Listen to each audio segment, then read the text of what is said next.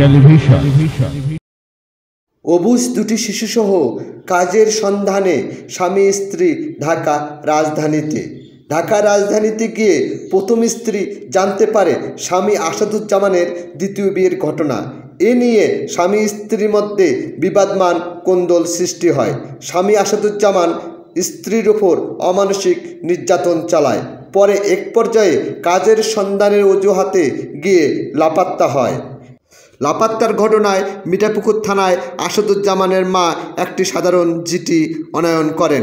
এদিকে আসাদুজ্জামানের স্ত্রী সাংবাদিকদের বলেন, মোসাম্মদ সুমি আক্তার আমাকে ঢাকায় নিয়ে গেছিল। কে? আমার স্বামী। নিয়ে গিয়ে এক রুমে রাখছিল। রাখার পর চলে গেছিল। চলে যাওয়ার পর আমি 2 বস্তা নিয়ে আসছিলাম ওই রুমে। আপনার স্বামী আর খোঁজ খবর নেয়নি আপনার? না, আমার স্বামী কোনো খোঁজ খবর নেয়নি আমার। তা আপনাকে যে ওখান থেকে কে নিয়ে আসছে? আমার ভাই গেছিল আর আমার বাবা গেছিল। তা এখানে যে তারা অভিযোগ করতেছে আপনার স্বামীকে আপনার বাপ এবং ভাই হাত পা বেঁধে গাড়িতে তুলে নিয়ে আসছে, এটা কি সত্যি? আমাকে ঢাকায় নিয়ে যাওয়ার পর ওর সাথে আমার কোনো যোগাযোগ আসিল না। তারপর আমার ভাই গেছে, আমার বাবা গেছে। আমার ভাইয়ের সাথেও দেখা হয়নি, আমার বাবার সাথেও দেখা হয়নি। আমার সাথেই হয় নাই 1-1.5 মাস ধরে।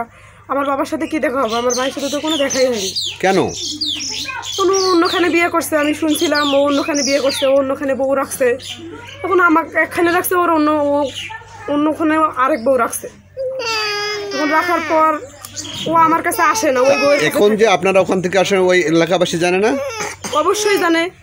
ওইখানে আনিস আঙ্কেল আছে, আনিস স্যার আছে ওইখানে। ও ক্যাপ্টেন, বীর মুক্তিযোদ্ধা, আর্মির ক্যাপ্টেন। উনি জানে, সব কিছুই জানে। আমাকে নিয়ে যে নির্যাতন করছে ওনাকে আমি সব বলছি, উনি সব জানে। তা উনি তো আপনাকে নিয়ে নির্যাতন করেছে তখন থেকে পালাতো? হ্যাঁ। মোহাম্মদ আব্দুল নূর। আসাদুজ্জামান আপনার কে হয়? আমার বোন জামাই। আপনি আপনার বোনকে আনার জন্য ঢাকা গেছিলেন? জি। গিয়ে কি আসাদুজ্জামানকে পান নাই? জি না। ও কোথায় গেছিল? আমি তো বলতেই পারি না, ওনার ফোন বন্ধ। আমার বোন আমাকে যখন ফোন দিয়ে বলছে ভাই আমার সাথে 3-4 দিন সাথে তার সাথে কোনো সম্পর্ক নাই, ফোন বন্ধ। তারপর কথা খানা টানা কিচ্ছু নেই ঘরে। তারপর আমি আমার বাবাকে নিয়ে চলে গেলাম আমার বোনের বাসা। যা দেখি আমার বোনের বাচ্চা 2টা কিন্তু আমার কাছেই ছিল। এখানে থুইয়া দুজনে চাকরি করার জন্য গেছিলো। যা আমার বোনকে সারি চলে যাবে আমরা কিন্তু জানি না। তারপর এখান থেকে আমি গেলাম আমার বাবাকে নিয়ে। যা দেখি আমার বোনের বাসায় কিন্তু আমার বোন জামাই নাই। তারপরে সারা রাত গেল, সকালবেলা উঠলাম। ওখানকার আশপাশই ওখানে আনিস স্যার ছিল, বীর মুক্তিযোদ্ধা স্যার। উনি আর্মির মেজর বা কর্নেল এরকম হবে। ওনাকে বললাম, উনি বলতেছে ঠিক আছে, যখন নাই তাহলে নিয়ে যান। এখানে তো খালি রুম ভাড়া দিতে হচ্ছে। ওখানে 2 মাসের রুম ভাড়া, 1.5 মাসের রুম ভাড়া পাবে 5000 টাকা। ওখানে ভাড়া দিলাম। ওনার একটা ভ্যান ছিল, ওখানকার আশেপাশে যারা আসলো তাদেরকে নিয়ে আমি ভ্যানটা বিক্রি করে দিছি। ভ্যানটা বিক্রি করার পর আমি আসিয়া রুম ভাড়া দিছি। ওখানে ভ্যানের ওখানে মনে হয় 15,000 টাকা পাচ্ছিল, তাক দিছি। দিয়ে আসি আবার আনিস স্যার বলিয়া আমার বোনকে আমি নিয়ে বাড়ি নিয়ে চলে আসছি। তা আপনার বোনাই নিখোঁজ তার আগ থেকেই আমার বোনাই নিখোঁজ। আমার বোনাকে এখান থেকে যখন আমার বোনকে নিয়ে যাওয়ার পর ওই রাতে খালি ছিল আমার বোনের কাছে। তারপরে যে সকালবেলা উঠি চলে গেছে চাকরির খোঁজে, ওই চাকরির খোঁজেই এ পর্যন্ত আমার বোনের সাথেও কোনো কথা হয় নাই। আমার বোনের জামাইয়ের সাথেও আমার দেখা হয়নি। অতএব আমি আমার বোনের ভাসুরকে বলছিলাম ভাই কই গেছে, কিন্তু উনিও তো কিছু বলে নাই আমার।